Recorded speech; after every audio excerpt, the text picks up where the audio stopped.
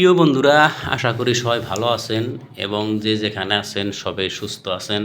আপনাদের সবারই সুস্থ ও শুভকামনা নিয়ে আজকের দৈনন্দিন জীবনের ভিডিওটা উপস্থাপন করতে চললাম। তো প্রতিদিনের ন্যায় আজকে রুমের থেকে বাইর হয়ে একটি রেলগেটের সামনে পড়ে গেছি। তো এখানে সামান্য সময় অপেক্ষা করতে করতেই ইতিমধ্যে আজকের রেলটা একটু ছোটো আসছিল, পার হয়ে আসলাম। তো যাই হোক, আজকের ভিডিওটা একটু ভিন্ন রকমের ভিডিও। আজকে আমি কোনো ডিউটিতে যাই নাই। আমার একজন ভাই, বড় ভাই, নিজের ভাই, তো আমার সেই দাদার হয়েছে বেমার কয়েকদিন থেকেই। উনি জিএমসিএইচে ভর্তি আছে, গুয়াহাটি মেডিকেল কলেজ অ্যান্ড হসপিটালে। তো আমি প্রতিমধ্যে একটি এটা মিউজিক গাড়ি আর কি, এখান থেকে গাড়িতে উঠে সেই মেডিকেলের দিকে চললাম। তো ভোরবেলা যেহেতু রাস্তাঘাটে গাড়ি ঘোড়া, মানুষ, মোটর সাইকেল, স্কুটি সেরকম একটা ঝঞ্ঝট দেখা যাচ্ছে না।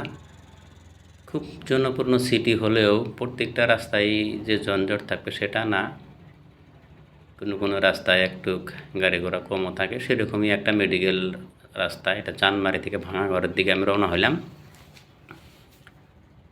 তো যাই হোক, আমাদের সবেরই এরকম আত্মীয় স্বজনের কোনো বেমার আজার হলে, ভাই আজার হলে সবের লক্ষ্য বিধান রাখতে হয়। কারণ বিপদে দাঁড়ানো, শুধু বন্ধুবান্ধব বিপদের বন্ধু এরকম পেলে কোনো কথা নাই, নিজের মানুষও সক্রিয়ভাবে থাকতে হয়। তো যাই হোক, ইতিমধ্যে আমি মেডিকেলের সামনে এসে নামলাম। এখানে কিন্তু আবার অনেক মানুষ, আর এটা স্বাভাবিক, মেডিকেলের সবসময় মানুষ থাকেই। তার ভিতরে যেহেতু আমাদের রাজ্যের ভিতরে সবচেয়ে বড় মেডিকেল কলেজ অ্যান্ড হসপিটাল এটা। তো প্রতিমধ্যে আমি গেট দিয়ে প্রবেশ করে তারা যে বিল্ডিংয়ে আছে সেখানে গেলাম। আমি আর আগে হয়তো জিএমসিএইচ যেটা হসপিটাল, এখানে কোনো দিন আমার আগে যাওয়া হচ্ছিল না। তো এই বাউন্ডারির ভিতরে আমি যেহেতু ভিডিও ক্রিয়েট করতেছি, সেজন্যে কিছু দৃশ্য আমি হাঁটতে হাঁটতে এগুলো ধারণ করলাম।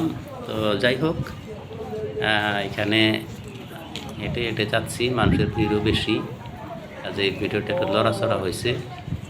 তো আগে অনেক শুনছি যেহেতু যে বহুত বড় মেডিকেল কলেজ, কিন্তু সেখান থেকে লোক এগিয়ে আসছে গেটের মুখে, যেটা বিল্ডিংয়ে ঢুকতে আমার ভাতিজা সেটা এগিয়ে আসছে।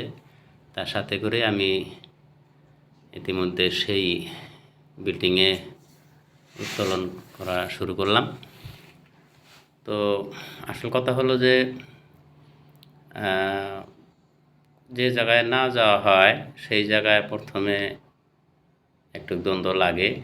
তো ভিডিওতে যে ভাইজানটাকে দেখতে পাচ্ছেন, তো আসলেতে এই লোকটার জীবনে কি একটা বিপর্যয় নেমে এসেছে। সাধারণত আমরা কিন্তু খুব নিম্ন আয়ের লোকই। তো বিপদ কখন আসে, কার কখন কোন বিপর্যয় ঘটে যায় সেটা তো বলার সাধ্য কারও নেই। তার ভিতরেও আমাদের সবারই সতর্ক থাকতে হবে।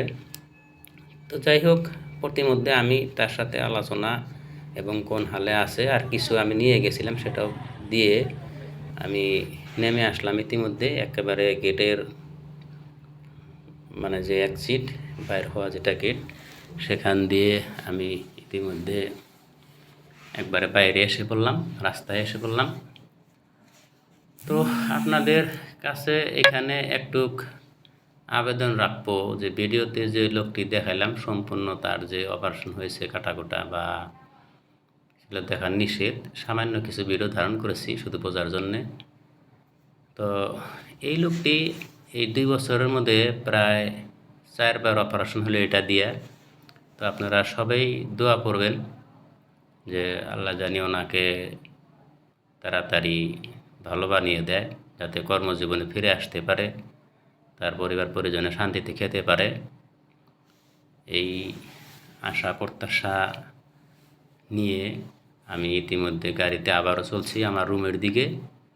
তো আমি মোটামুটি প্রায় আমার যে রুম যেখানে থেকে গাড়িতে উঠছিলাম সেখানে এসে নামার সময় হয়ে গেল আমার।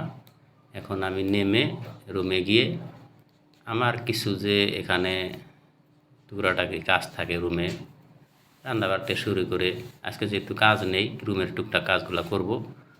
ততক্ষণ বন্ধু সবাই ভালো থাকেন, সুস্থ থাকেন।